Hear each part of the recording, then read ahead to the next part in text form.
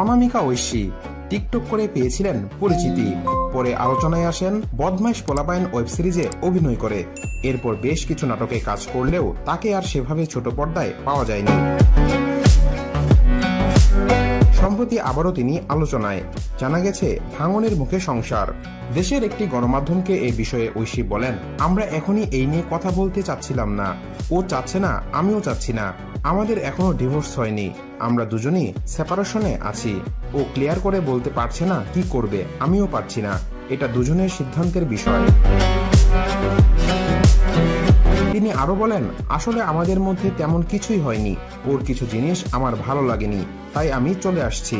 ঐশী বলেন, আমাদেরকে নিয়ে অনলাইনে খুব ট্রল হচ্ছে। এটা খুবই স্বাভাবিক, কারণ আমরা প্রায় 1 বছরের মতো একসঙ্গে ছিলাম পাবলিকলি।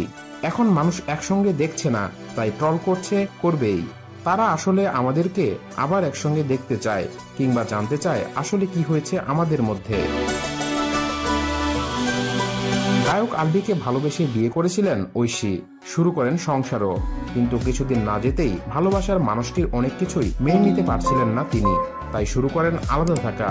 এখনো আছেন সেভাবেই।